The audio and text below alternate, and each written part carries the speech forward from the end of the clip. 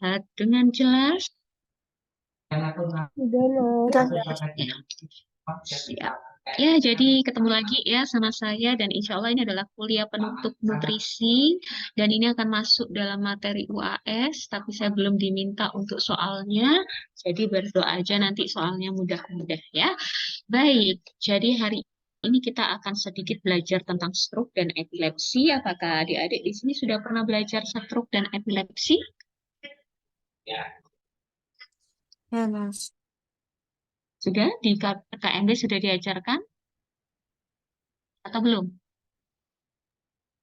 Stroke saja, Nus. Stroke saja. Baik, hari ini kita akan sedikit ya belajar tentang stroke, epilepsi, baru kemudian kita akan belajar terkait dengan nutrisi pada stroke dan epilepsi. Ya, seperti yang pernah Anda pelajari bahwa stroke disebut juga cerebrovascular disease ya atau disingkat CVA ya, cerebrovascular accident. Sorry, bukan disease, tak ganti. Accident.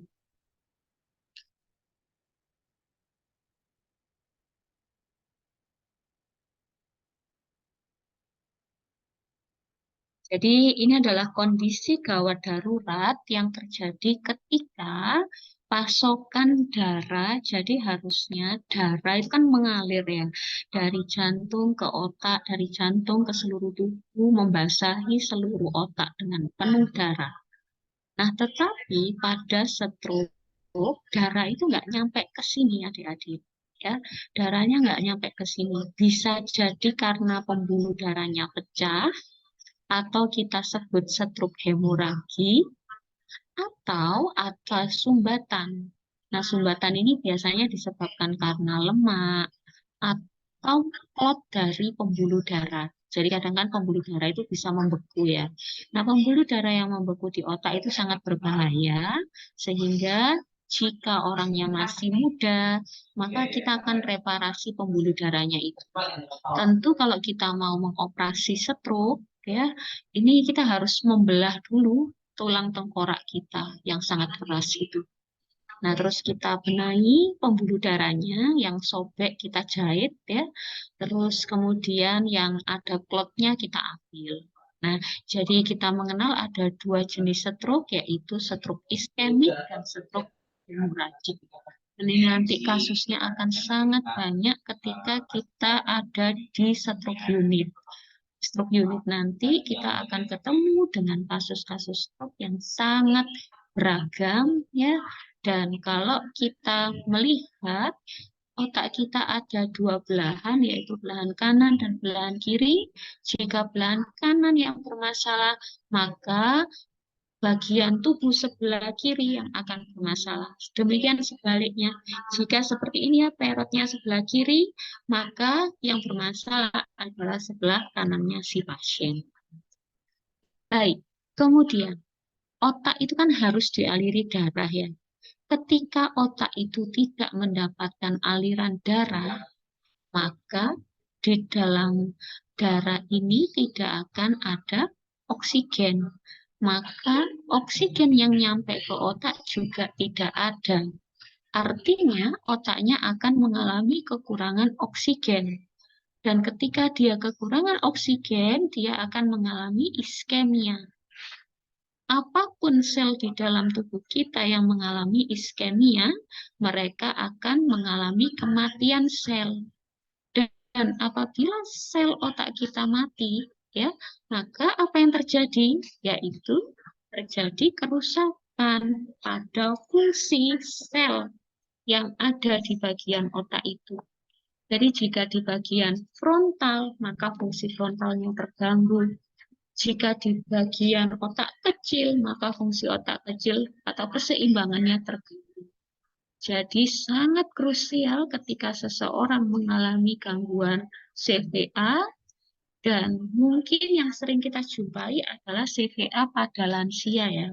Di mana lansia ini kadang ketika mereka akan dilakukan trepanasi atau operasi pada kepalanya, biasanya tidak dilakukan mengingat resikonya yaitu takut nanti penyembuhannya lama, takut nanti gagalnya lebih besar daripada berhasilnya ya. Tetapi perlu Anda ketahui adik-adik bahwa stroke ini tidak hanya menyerang orang tua ya, orang-orang muda ya, seanda pun ada yang mengalami stroke, yaitu biasanya berkaitan dengan kondisi penyakit sekunder. Apa itu kondisi penyakit sekunder? Dia sudah mempunyai sakit, misalnya dia ada diabetes mellitus, dia ada lupus, dia ada penyakit-penyakit yang mungkin sifatnya kronis ya. Nah, ini beberapa dari saudara-saudara kita di luar sana mengalami stroke. Baik, semoga bisa dipahami ya setelah terkait stroke ini. Kemudian kita akan menuju ke epilepsi. Epilepsi itu adalah gangguan pada sistem saraf pusat. Tentu Anda masih ingat ya, sistem saraf pusat itu adalah otak besar dan sistem di sampingnya. Nah, apa yang terganggu? Yaitu ada aktivitas listrik. Jadi ibaratnya otak kita itu kan terdiri atas banyak saraf. Nah, saraf kita itu kerjanya itu ya sama dengan kabel. Kabel yang biasanya dipasang di rumah-rumah itu ya. Nah, dia mempunyai aktivitas listrik. Kemudian, aktivitas listrik pada epilepsi ini berlebihan. Atau kita bilang itu konslet kalau di kabel ya. Jadi kabelnya konslet. Sehingga gara-gara ada konslet pada bagian saraf, dia terjadi ya, disebut epilepsi jika kejangnya itu terjadi lebih dari satu kali. Dan jangka waktu antar kejang di atas 24 jam. Jadi berulang kali terjadi lebih dari satu kali ya. Atas 24 jam dia kejang-kejang gitu. Jadi bukan karena saking demamnya dia.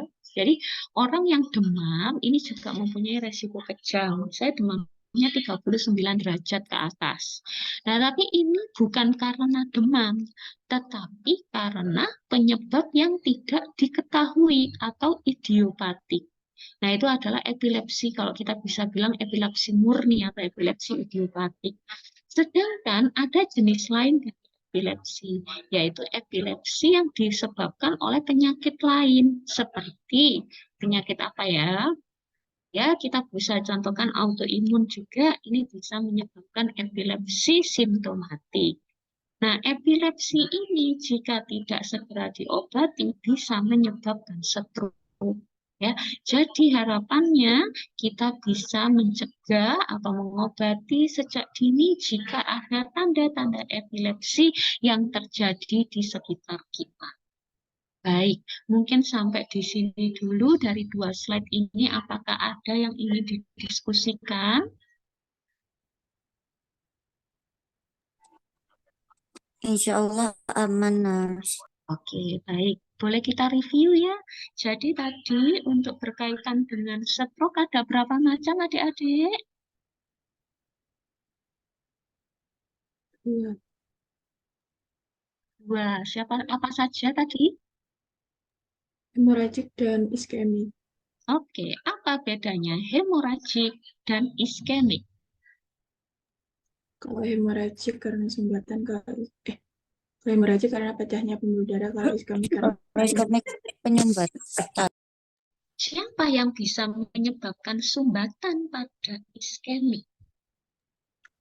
lemak dan juga ini Oksigen. lagi Plot ya, plot darah. Oksigen saya rasa enggak. Keracunan iya. Kalau keracunan oksigen iya. Jadi yang bisa menyebabkan itu adalah plot dari darah, ya darah yang menggumpal, atau dari apa dek tadi eh, lemak ya. Berikutnya, apa yang bisa menyebabkan terjadinya stroke hemoragik? Tadi memang belum tak ajarkan. Hemoragik itu penyakit sekunder pada Hmm? Masuk pembuluh darah. pecah. Kira-kira kenapa kok bisa pecah pembuluh darahnya? bisa jadi hipertensi. Hipertensi, terus apa lagi?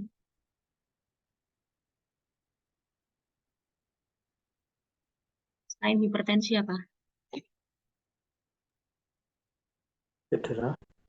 Cedera, ya, jatuh, kepalanya pecah, pembuluh darahnya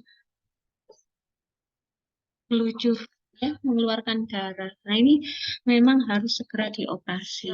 Tapi biasanya ini ada kombinasi kalau pasiennya jatuh, ada kombinasi stroke dengan cedera kepala berat, ya. Jadi dua hal yang cukup berat untuk diatasi, tetapi insya Allah bisa diatasi. Ya, tapi memang kembali lagi ketika misal pasiennya ada hipertensi, pasiennya ada penyakit lain, survival rate-nya itu lebih rendah dibanding mereka yang masih muda, yang eh, yang masih muda, yang semangat seperti itu. Baik, selanjutnya tentang epilepsi. Ada berapa macam tadi epilepsi? Ada dua. Apa Ya, saja? epilepsi idiopatik, epilepsi simptomatik. Oke, baik. Apa bedanya idiopatik dan simptomatik? Idiopatik tidak diketahui itu penyebabnya diketahui kalau atau diakibatkan kondisi lain seperti penyakit sekunder, sekunder, penyakit contohnya sekunder. autoimun. Saya pernah punya pasien, ya, dia dengan lupus, yang dia mengalami stroke. Masih muda, usia 20 tahunan. Kalian usia berapa? Sekalian lah ya, 20 ya. Yang sekalian itu, terus dia juga harus kuliah, ya. Tetapi hanya dengan terapi yang baik, dia bisa survive. Oke, baik. Sekarang kita menuju ke nutrisi.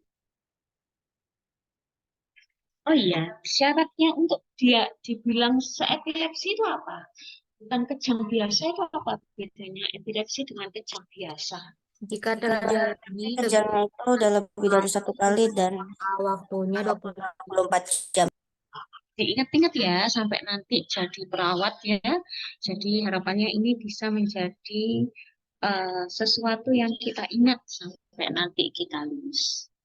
Next, kita akan belajar tentang aktivitas listrik. Aktivitas listrik ini bisa diukur dengan alat yang namanya elektroensefalogram, disingkatnya EEG. Alatnya seperti yang kita lihat di samping kanan ini, ya. Itu namanya elektroda. Tempelnya ada aturannya. Jadi ada pola-pola, bentuknya bulat gitu. Nah, terus nanti elektrodanya kita tempelkan sesuai dengan angkanya. Jadi di elektrodanya ini nanti ada angkanya. Ya, nanti kita tempelkan, kemudian dia akan merekam. Rekamannya bisa berbentuk hertz atau berbentuk microvolt, ya, microvolt atau hertz. Kemudian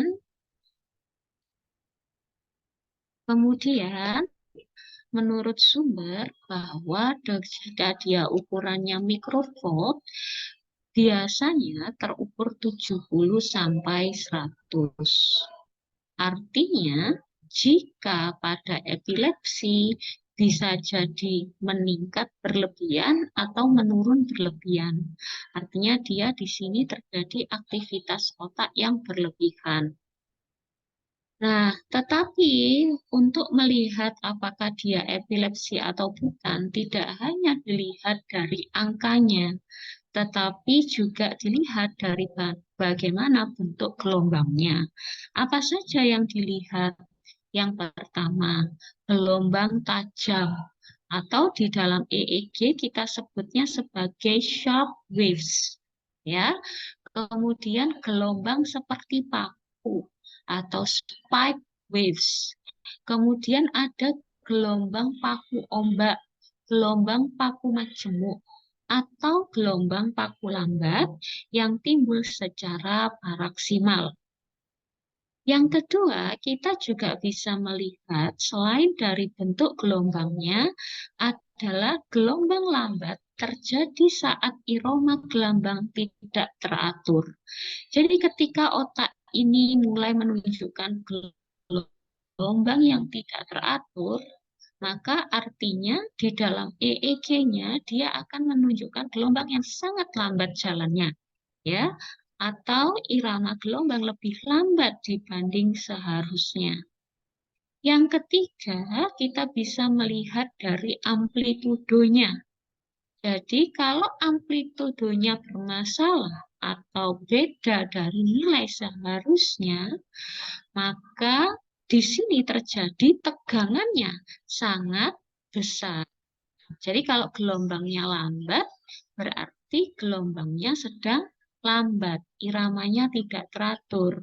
Tetapi kalau besar, maka yang bermasalah adalah di amplitudo.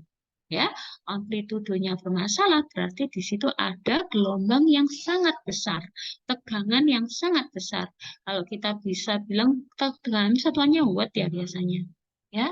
Dan ini adalah kondisi kalau amplitudonya besar, maka yang membesar juga tegangan hemisfer kanan dan kiri atau juga bisa tidak simetris. Ya, selain amplitudo dan kecepatan dari gelombang, kita juga bisa melihat dari frekuensi yang nanti bisa ditampilkan dengan angka hertz, ya, satuan hertz, kemudian reaktivitas dan distribusinya. Lalu seperti apa sih gelombangnya? Seperti ini. Nah, ini ya.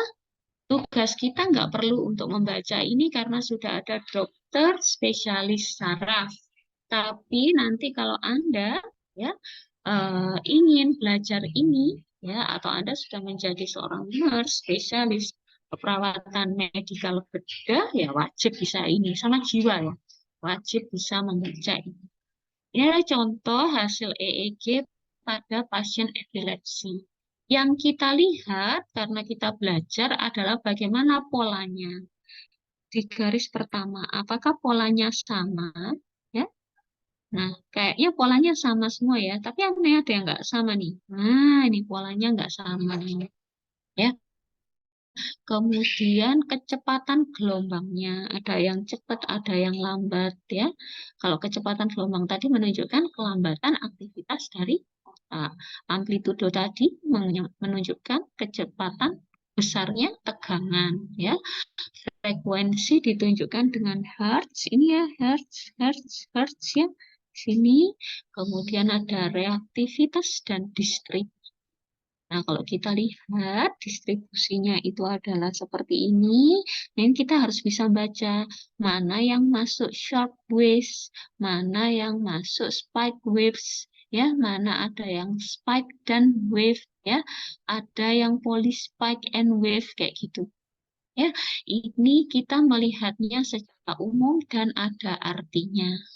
Artinya tadi, jadi kalau muncul gelombang yang tidak normal, maka kemungkinan di situ ada gangguan. Nah, terus kemudian untuk mendapatkan gambar ini tadi kan kita harus menempelkan elektroda ya di kepala.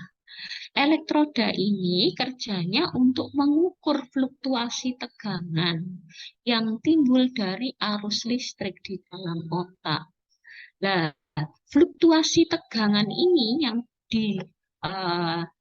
yang dinyatakan dengan satuan volt ya, dia akan menimbulkan aktivitas listrik. Nah, selain volt, mikrovolt, kita juga melihat mereka otak itu mempunyai ukuran frekuensi yang normal. Jadi ketika ada gelombang delta, maka kalau diukur ukurannya 1 sampai 4. Theta 4,8, alfa 8 sampai 13, beta 13 sampai 30, gamma 30 sampai 45. Jika Anda ingin tahu ya, jadi otak kita itu selalu membuat gelombang namanya gelombang alfa, beta, beta, delta, theta, gamma.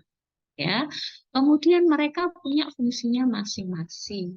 Ada yang bisa ketika gelombang alfanya tinggi, maka kita lebih santai seperti itu. Nah, ini bisa Anda pelajari ya pada bagian gelombang otak.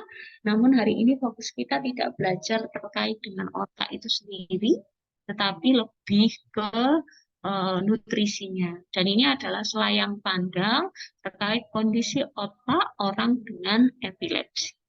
Ya. Oke, sekarang kita akan menuju ke nutrisi pada kasus stroke ya, dari berbagai macam sumber dan apa ya ini berbagai macam sumber dan macam-macam nutrien ya.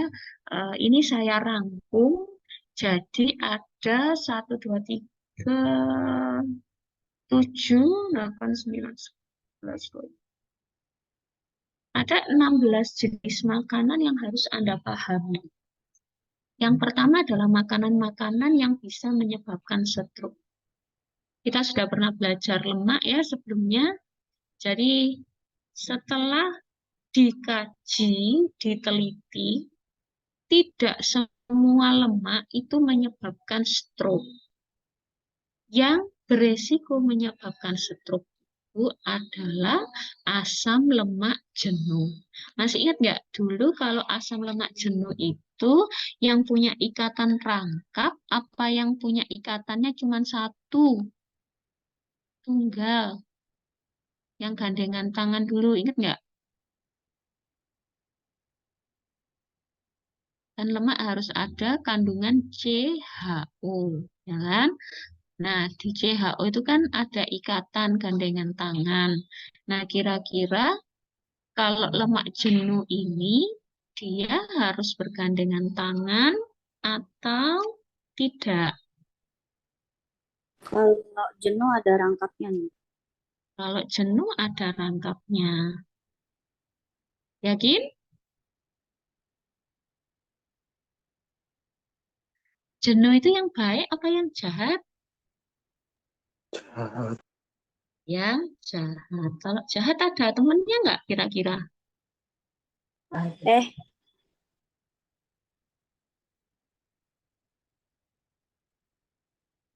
rangkap ya. Jadi kan jenuh. Kalau orang jenuh kan biasanya cenderung stres, suka marah-marah ya. Kalau suka marah-marah, dia suka marahi temennya. Akhirnya kan temennya males ya. Nah, akhirnya mau temennya males, dia nggak punya temen. Nah, kita sebut dia sebagai asam lemak jenuh. Nah, karena dia nggak punya teman, kita ideologikan bahwa kita imajinasikan bahwa si asam lemak ini jahat. Kalau dia jahat, maka dia juga jahat ke tubuh kita. Artinya, lemak yang menyebabkan stroke itu adalah lemak yang mengandung asam lemak jenuh. Asam selain lemak itu nggak apa-apa, ya nggak menyebabkan stroke. Dari hasil penelitian tidak menyebabkan terjadinya stroke. Hanya saja jika memang lemak dan kolesterolnya tinggi, ini mempunyai resiko terjadinya stroke iskemik. Ya, bisa dipahami ya. Kemudian apalagi kalau lemak yang ditimbun itu mengandung asam lemak jenuh tinggi, maka ini menyebabkan mortalitas. Apa mortalitas itu? Kematian, bukan lagi morbiditas tapi kematian. Ya. Kemudian yang ketiga, garam. Kita kan suka ya yang mengandung micin, enak banget kan? Berdasarkan hasil penelitian, orang di seluruh dunia itu suka makan garam di atas 6 gram per hari. Padahal yang sehat itu adalah kurang dari 6 gram per hari. Orang Eropa Timur dan Asia, mereka senang banget asin yang dimakan setiap harinya sekitar lebih dari 12 gram per hari. Nah, kondisi ketika kita mengkonsumsi garam yang tinggi ini dikaitkan dengan peningkatan hipertensi. Sehingga jika hipertensi ini terus terjadi, tidak dihambat ya mulai dini, maka insidensi stroke ini juga bisa meningkat. Berikutnya kalsium ya. Nah, ini ternyata benar adik-adik, ketika kalsium kita makan banyak kalsium, tapi kita tidak olahraga, maka kalsiumnya tidak akan masuk ke dalam tubuh kita. Dan hasil pemeriksaan tulang bisa jadi kalsiumnya rendah. Nah, sehingga atau density bone-nya rendah. Sehingga konsumsi kalsium pun harus tepat. Karena kalau kalsium ini terlalu tinggi, ya, dia akan menyebabkan stroke hemoragik, stroke pecahnya pembuluh darah. Kira-kira ada yang bisa menyampaikan nggak? Kira-kira apa kaitan antara tingginya kalsium dengan kok bisa jadi stroke hemoragik? Mungkin ada yang bisa berpendapat, silakan.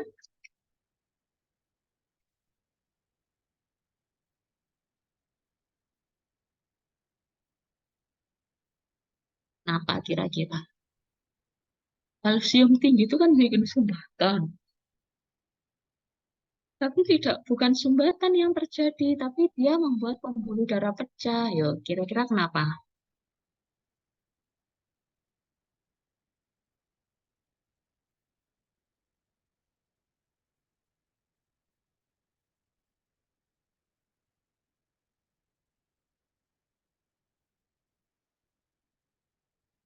Karena kalau yang menyumbat itu lemak, ya, bentuk pembuluh darahnya masih elastis. Tetapi kalau yang menyumbat itu kapur, maka ya bentuk pembuluh darahnya jadi keras, gampang robek, ya, sehingga terjadi resiko stroke hemoragik yang lebih tinggi. Kemudian daging merah ini masih kontroversial. Ada penelitian yang menunjukkan daging merah bisa menyebabkan stroke, tapi di penelitian lain enggak gitu. Jadi di sini saya simpulkan bahwa daging merah mungkin berkaitan. Ini simbolnya berkaitan ya, berkaitan dengan stroke. Berikutnya minuman manis dan bersoda. Ini juga berkaitan dengan stroke. Sama satu lagi, nasi putih ya ternyata dia mempunyai resiko terhadap stroke iskemik. Nah, lalu seperti apa makanan yang mungkin akan baik untuk pasien stroke? Yang pertama adalah plant-derived entry PUFA. PUFA itu adalah polyunsaturated fatty acid. Kalau unsaturated berarti adalah lemak Baik. baik. Ya, lemak tidak jenuh. Kalau lemak jenuh tadi saturated fatty acid, ya. Fatty acid SFA itu lemak jenuh, UFA itu lemak tidak jenuh. Nah, lemak tidak jenuh yang mengandung N3 dalam hal ini omega 3 yang berasal dari tumbuhan seperti makanan yang mengandung asam alfa linoleat asid ya atau ALA yaitu pada kedelai, pada canola, pada biji rami, pada kenari ini bisa menurunkan resiko stroke. Berikutnya, vitamin A itu kan mengandung likopen. Likopen ya pada vitamin A dan beta karoten itu juga bisa menurunkan insiden stroke. Vitamin B9 nama lainnya apa, Dek? Masih ingat nggak? B9. Dulu ingat kok. Ayo, vitamin B9 apa ya? Ingat-ingat?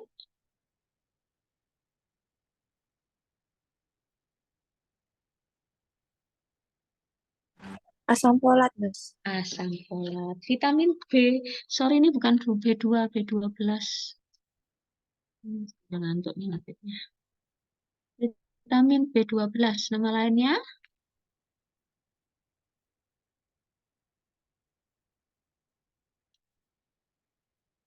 Cobalamin.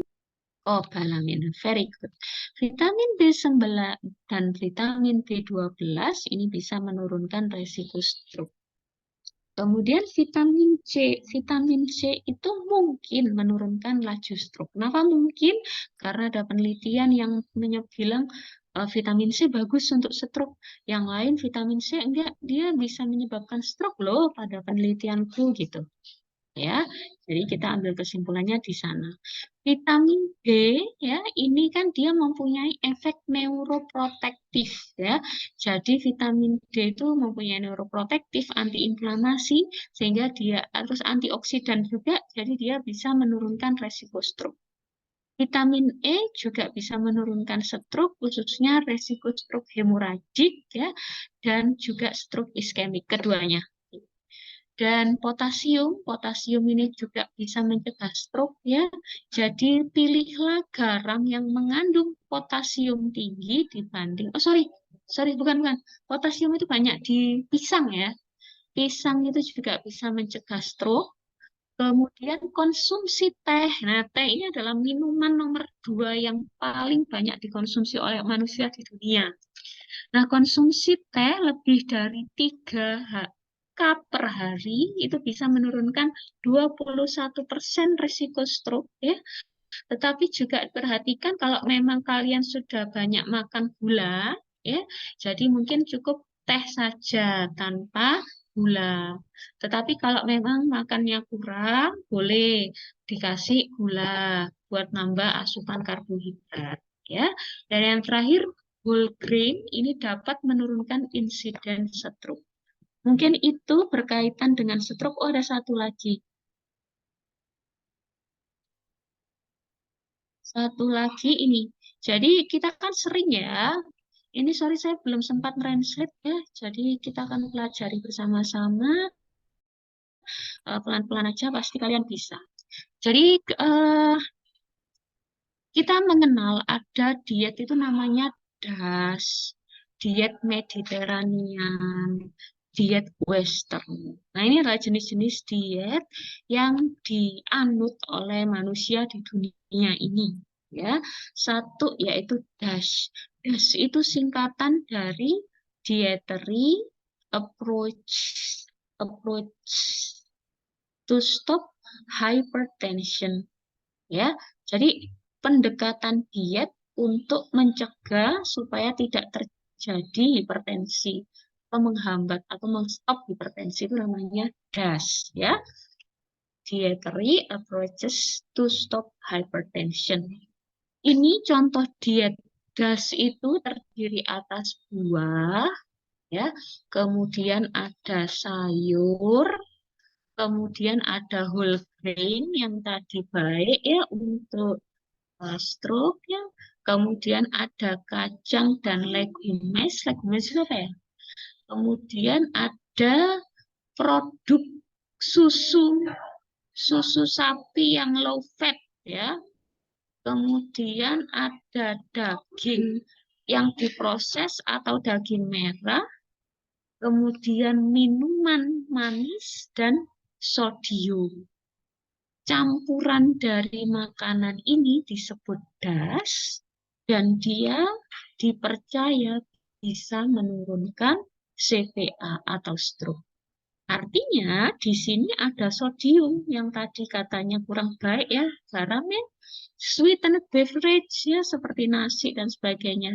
Nah, artinya apa? Di dalam diet DAS kita boleh makan makanan ini, tetapi proporsinya harus dibatasi. Itu terkait diet DAS ya. Jadi kalau nanti dengar DAS berarti singkatannya Dietary Approaches to Stop ya Hypertension. Yang berikutnya adalah diet Mediterania, yaitu biasanya isinya adalah unsaturated fat, berarti kan lemak yang tidak jenuh ya, tapi satu jenis.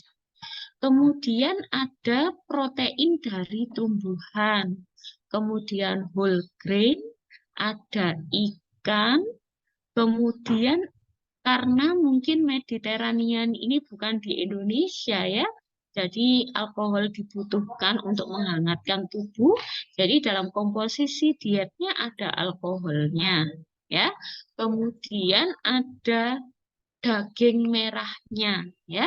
Jadi kalau kita pelajari daging merah mungkin tidak menyebabkan stroke kan gitu ya. Kemudian ada grain dan manis-manisan ya. Jadi manis-manisan it's okay for CVA, tetapi it's not okay for epilepsy gitu. Yang terakhir adalah diet Western.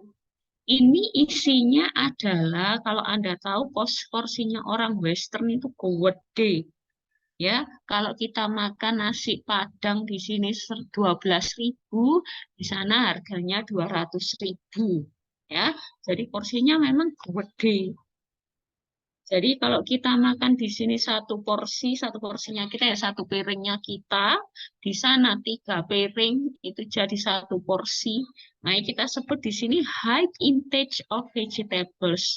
Jadi kalau Anda tahu high intake of vegetables itu nasinya mereka itu ada nasi, terus di atasnya dikasih sayur-sayuran. Atau kita sebut rice bowl. Kalau rice bowl kita kan isinya atasnya ini ya katsu ya. Nah, kalau di sana isinya suket. Jadi saya bilang suket. Banyak tuh tanaman, ada terong, ada daun ketumbar, kemudian ada lettuce, ada pokcoy, dan sebagainya. Buah, legumes, fish, poultry, ya, dan whole grain. Tetapi kita tahu bahwa orang Western itu biasanya mengkonsumsi fruktosa dan soft drink dalam jumlah tinggi. Padahal kalau Anda tahu harga soft drink di sana itu lebih mahal daripada di Indonesia. Soft drink itu harganya di sini berapa ya? 10.000 ya. Di sana 50.000 dengan ukuran yang sama. Kemudian mereka juga konsumsi serat yang rendah, ya. Kemudian overkonsumsi daging atau lemak yang jenuh, yang mengandung kolesterol juga karena memang lezat ya. Kemudian mereka mengkonsumsi ikan atau omega 3, asam lemak omega 3 atau PUFA itu rendah, dan juga vitaminnya rendah ya. Nah, yang ini dapat menunjukkan bahwa dia menyebabkan diet yang tidak balance. Jadi, ini bisa menyebabkan resiko terjadinya stroke. Artinya, diet khusus yang bisa dianut oleh pasien dengan stroke adalah DASH atau Mediterranean. Sedangkan Western ini tidak cocok, ya, gitu. Oke, sampai di sini dulu. Ada yang mau ditanyakan, Kak, adik-adik?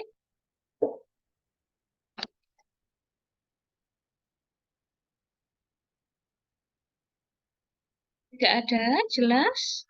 Jadi ada berapa macam tadi?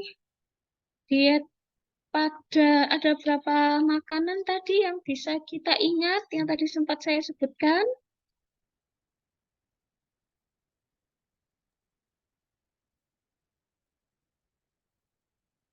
Coba saya ingin mendengar suaranya Adelina Stefani lalu. Anda bisa mendengarkan suara saya?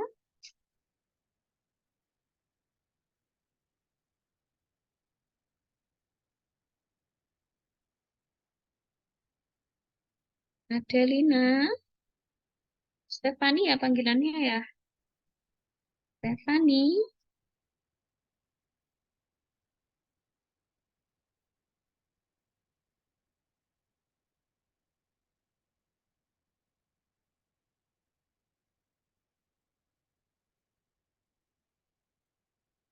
Oh, nggak ada Stefani. Alfa, Humaira.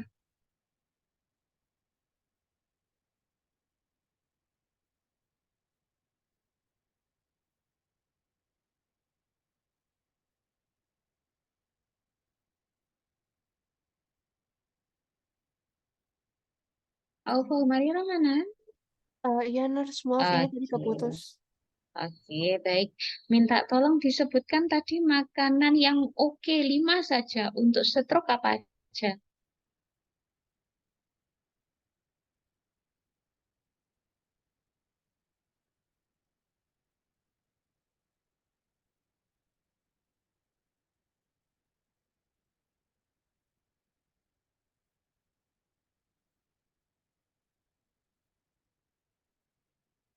Apa, Alfa?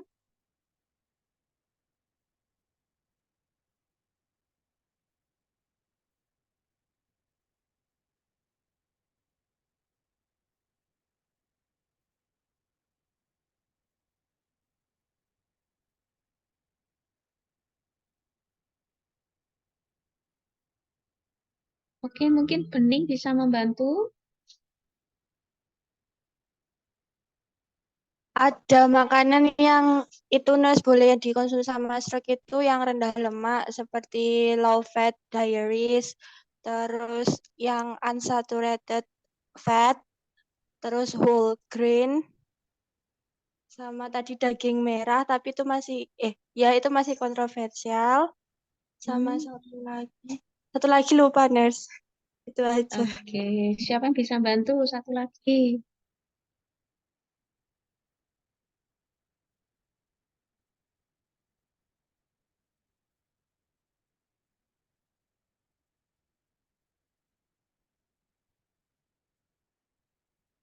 Ya,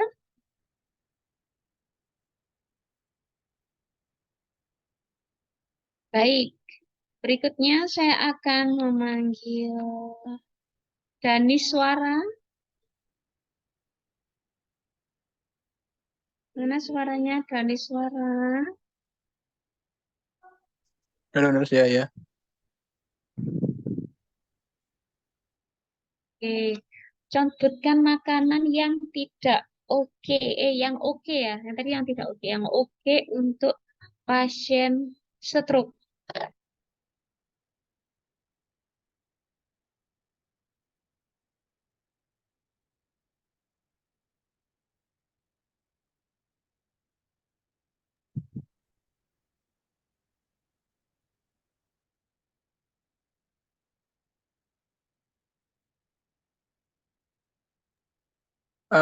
Salah satunya itu teh Nurse, kalau tidak salah tadi.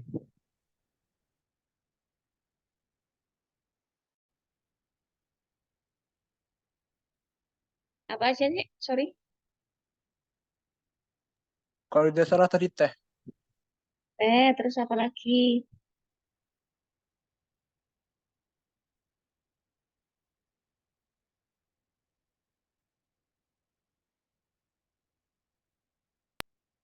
Makanan yang mengandung vitamin D dan vitamin E.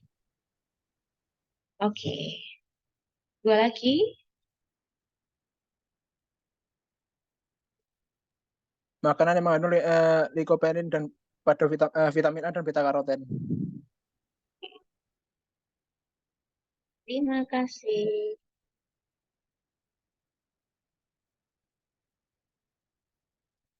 Baik, saya lanjutkan ya. Oh ya, diet yang cocok untuk pasien stroke apa, Angel Dwi?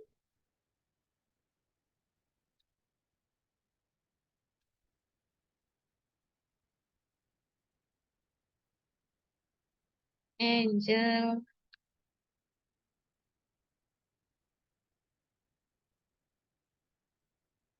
Adik-adik terkendala sinyal tadi.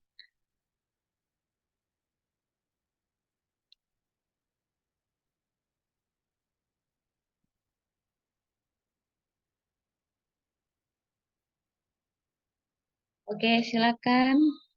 Tian. Terus saya mau izin bertanya, Mm-mm. di beberapa di beberapa penyakit itu kan trans fat itu jelek ya. Kalau di stroke ini trans fat masuknya jelek apa baik, Nurse? Trans fat. Minyak trans ya. Nah, dia masuk golongan jenuh ya. Jadi ya kita golongkan sebagai tidak baik. seperti itu. Karena memang tidak boleh pada stroke diberikan yang jenuh seperti itu, yang Baik, Mas. Terima kasih. oke, baik. Ayo adik-adik tolong dibantu menjawab. Jadi tadi diet khusus yang oke untuk pasien stroke tadi apa jenisnya? Das sama dan Mediterranean diet Mediterranean. Oke. Yang nggak boleh tadi apa? Western. Sekarang kita akan belajar diet yang lain ya. Jadi di dunia ini makanan itu banyak macamnya, dietnya juga banyak. Kita mengenal ada diet yang namanya diet ketogenik ya. Ini sempat terkenal dan di Fakultas Kedokteran dulu sempat ada kelompok yang mempelajari diet ketogenik dan saya sempat diminta untuk ikut risetnya waktu itu. Nah, jadi ketogenik ini mengandung manfaat sebagai antikonvulsan atau anti kejang dan juga anti epilepsi ya. Nah, jadi prinsip kerjanya adalah dia ini mengubah karbohidrat tinggi ya. Kalau Anda makan karbohidrat tinggi itu di stop, nggak makan karbohidrat, nggak makan nasi ya misalnya, menjadi makan tinggi lemak ya, tinggi lemak dengan pembatasan karbohidrat. Jadi yang dimakan lemak bukan karbohidrat. Kemudian nanti tubuh ini akan menjadikan lemak dan bukan karbohidrat sebagai sumber energi utama. Kemudian lemak akan dipecah menjadi keton. Ya, jadi ketika badan kita lapar itu kan kita nggak dapat asupan makanan, dia akan dirubah menjadi keton. Yaitu kalau Anda masih ingat ada beta hidroksibutirat, asetoasetat, dan aseton. Ini kan badan keton ya, yang dulu pernah kita pelajari ya. Ini keton ini akan menuju ke otak sirkulasi, kemudian akan menuju jaringan serebral melalui monokarboksilat transporter ya. Kemudian di bagian sarafnya pada bagian mitokondria, keton ini akan dimetabolisasi menjadi adenosin trifosfat atau ATP. Ini juga pernah kita pelajari ya, bahwa keton ini menghasilkan banyak ATP. Makanya kalau kita puasa atau kita belum makan, kita masih kuat gitu kan. Melalui trikarboksilik acid cycle dan oksidatif fosforilasi. Kemudian tantangan ini menjadi dipahami bahwa energi, ya pergantian energi ini terjadi menjadi antikonvulsan. Kenapa? Karena karbohidrat itu dianggap bisa menyebabkan kejang gitu loh. Nah, sehingga antikonvulsan ini diambilkan, oke, stop makan karbohidrat. Tetapi kalau kamu nggak makan karbohidrat kan nggak punya energi. Oke, kita akan makan lemak seperti itu.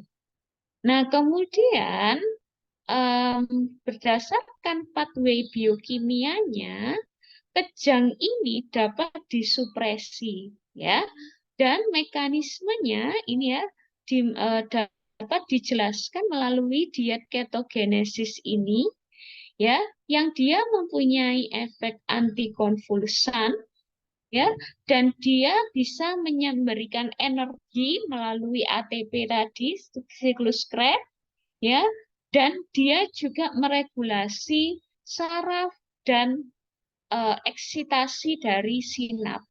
Artinya apa prinsip ketogenik ini? Bahwa karbohidrat bisa menyebabkan kejang, maka diet ketogenik itu bisa menghambat kejang dan konvulsi. Seperti itu. Prosesnya ya melalui pembentukan keton, metabolisme keton sehingga dihasilkan banyak energi. Itu tentang diet ketogenik. Jadi barangkali ada yang baru dengar, berarti kita hari ini mempelajari terkait ketogenik. Diet yang berikutnya adalah Atkins. Ini hampir sama juga dengan ketogenik ya. Jadi tujuannya untuk penurunan berat badan. Terus dia Atkin ini banyak disediakan di supermarket ya atau di pasar-pasar. Prinsipnya adalah karbohidratnya rendah. Ya, karbohidratnya rendah. Kemudian Atkin ini juga menyediakan high fat, lemak tinggi, little karbohidrat, hampir sama ya dengan ketogenik ya. Nah, it theoretically possible the Atkin diet could enable seizure control. Karena prinsipnya sama, dia meningkatkan lemak dan merendahkan karbohidrat. Ya, makanya sama ini dengan ketogenik ya, ketogenik diet.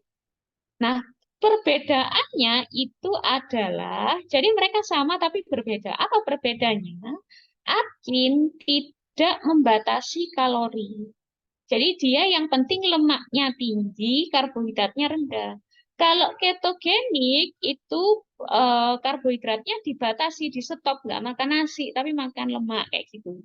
Yang kedua, Atkin boleh makan protein, ya. Kalau di ketogenik yang boleh dimakan cuma lemak, protein enggak gitu, ya, dibatasi. Boleh makan protein tapi dibatasi, gitu ya. Itu bedanya Atkin dengan ketogenik. Nah, kalau berdasarkan persentase, lemaknya ketogenik lebih tinggi daripada Atkin. Proteinnya lebih tinggi Atkin daripada ketogenik. Karbohidrat lebih tinggi Atkin daripada ketogenik. Kalori, nah ini kalau di ketogenik bisa menghasilkan 75, kalau dibatasi ya, sorry. Kalau di Atkin tidak dibatasi, gitu. Jadi kalau nanti ketemu pasien dengan epilepsi, Anda bisa menunjukkan diet ini, ya. Berikutnya, restriksi kalori. Ini sama ya dengan prinsipnya dari diet ketogenik tadi. Ya, karena efek dari berpuasa itu, berpuasa terutama berpuasa dari karbohidrat, bisa menghambat kejang. Ya, dan ini sudah dibuktikan dalam modern setting. Modern setting ini ya berarti saat ini ya. Pendekatannya ya ini health benefits. Tak bacakan dulu. Nah, ini diet pembatasan kalori juga bisa menurunkan resiko kanker dan cardiovascular disease, perubahan dari efek aging ya, jadi nggak tua-tua banget gitu. Jadi orang yang banyak makan kalori atau kita sebut karbohidrat biasanya lebih cepat tua ya, daripada yang kalorinya sedikit gitu. Iya sih, benar sih. Kemudian kalau kita nggak banyak-banyak makan kalori, dia bisa menyebabkan saraf kita itu lebih terjaga, neuroprotektif ya. Kemudian lebih mudah belajar ya, lebih mudah paham. Kemudian secara histologiknya lebih aman ya. Kemudian oksidasi stresnya juga nggak banyak. Jadi kalau tubuh kita stres, dia akan menghasilkan oksidatif stres.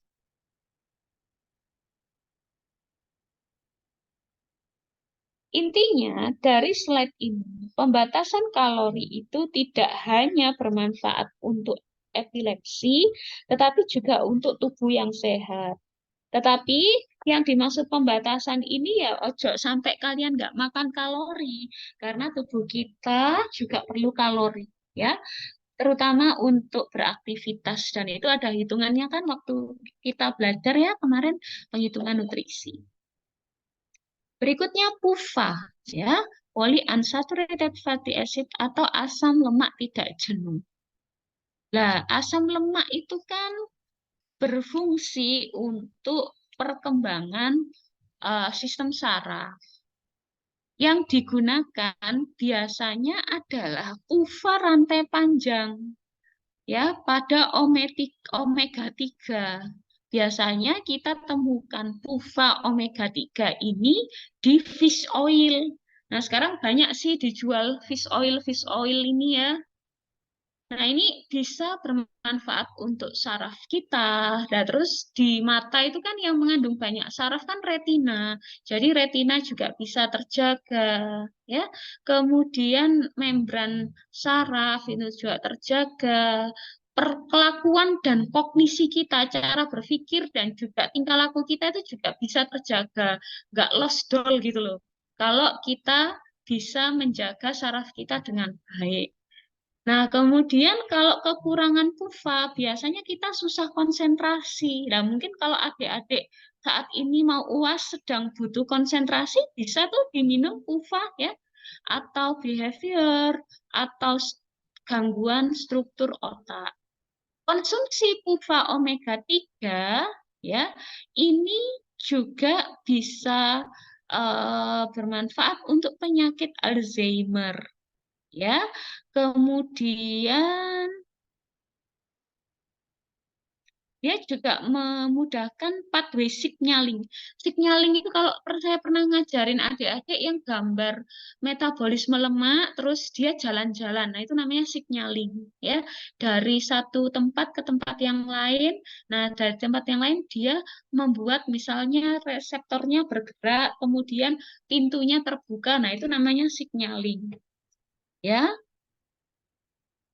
Terus PUFA juga bisa menurunkan excitability, gangguan jantung ya. Kemudian ini voltase dependent sodium channel, LTAP calcium channel. Jadi pompa masuk keluar di dalam proses calcium channel blocker yang ada di sistem saraf itu lancar. Ya, dan juga membuat anti aritmia. Intinya PUFA ini melindungi saraf kita, sehingga kalau dia terlindungi, insya Allah nggak konslet gitu. Jadi nggak kejang dia. Dan kita bisa fokus kayak gitu. Itu fungsinya PUFA, omega 3, rantai panjang. Kemudian ini faktor-faktor diet yang dapat memperburuk kejang.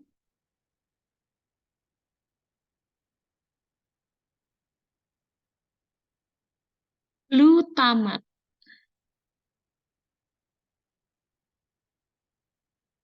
epileptogenik. Jadi glutamat mengandung epilepsi. Dia bisa menyebabkan epilepsi. Jadi jangan sampai makan glutamat. Lah, salah satu yang ada glutamatnya yaitu monosodium glutamat atau MSG. Ya, MSG itu ya fitsin ya, atau masakroiko itu mengandung monosodium glutamat. Sehingga kalau ada pasien dengan seizur, jangan dikasih glutamat. Yang kedua, stimulan seperti kopi itu juga nggak boleh, bisa menyebabkan kejang. Ya, kemudian dia juga bisa mengeblok adenosin alfa 1 reseptor, ya, sehingga menyebabkan efek antikonvulsan. Kemudian alkohol. Tetapi tadi di diet Mediterranean. Di diet Mediterranean tadi ada alkoholnya. Jadi di sini kalau alkohol ini sendiri, maka dia juga bisa menyebabkan seizur. Terus betel nut, saya nggak tahu betel nut itu yang seperti apa. Herbal juga ya. Jadi nggak semua herbal baik ya untuk sebuah penyakit ya. Di sini ada herbal. Kemudian ya kayaknya itu saya bold ya. Glutamat, stimulan seperti kafein, alkohol, ya hati-hati betel nut. Gitu ya. Oke, mungkin itu yang kita pelajari pada sore hari ini. Apakah ada yang ingin didiskusikan?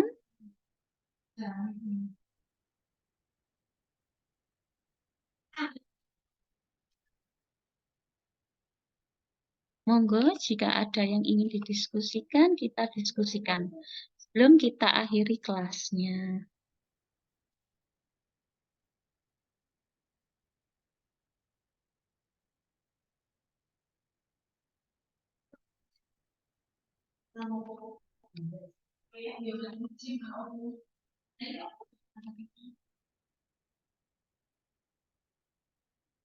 Gimana? Nggak ada adik-adik? Silakan. Oh, Vigo, silakan. M. Nurus, silakan. Nah, sebelumnya saya Vigo di sini izin bertanya Nas buat tadi yang Mm-mm. tingginya kalsium itu bakal ngaruhin ke ini stroke hemorragik ya Nas. Itu Mm-mm. saya izin konfirmasi apakah itu juga terkait dengan tingginya kalsium itu bisa menghambat kayak faktor pembukaan darahnya kayak gitu ya Nas. Jadi sebenarnya kalsium itu kan baik ya. Dan kita kan memang wajib makan kalsium, ya toh. Cuman seperti yang selama ini berulang kali kita pelajari, penyerapan kalsium itu tidak bisa masuk ke dalam tulang, nggak bisa masuk ke dalam gigi kalau kita nggak olahraga, kan gitu ya. Nah, trennya sekarang kan banyak orang makan minum susu tinggi kalsium ya kan supaya menjaga tulangnya nggak keropos kayak gitu. Tetapi ketika tidak diimbangi dengan olahraga, maka kalsium itu akan numpuk di dalam tubuh kita, di dalam darah. Dan ketika kalsium itu numpuk di ginjal, dia jadi batu ginjal, ginjalnya jadi berkapur, paru-parunya bayi pun kalau ketinggian kalsium ya jadi berkapur kayak gitu. Nah, artinya di sini memang harus seimbang ya, seimbang antara intake kalsium dan juga yang diserap oleh ditarik oleh si tulang dan gigi. Nah, supaya dan begitu juga terjadi di pembuluh darah otak. Ketika kalsium itu ada di pembuluh darah otak terlalu berlebihan, maka dia akan menyebabkan pembuluh darah itu mengeras dan mudah sobek seperti itu, sehingga menyebabkan stroke hemorragik.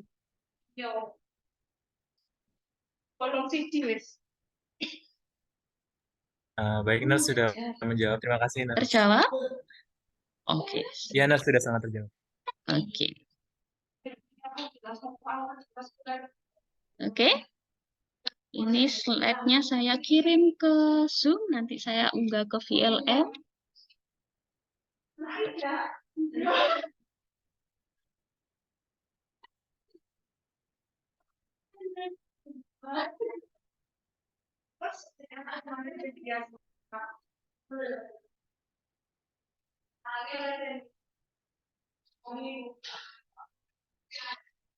Ada? Baik, jika tidak ada, slide-nya sudah nyampe ya di chat room. Jika tidak ada, alhamdulillah, berarti bisa kita akhiri kuliah pada sore hari ini.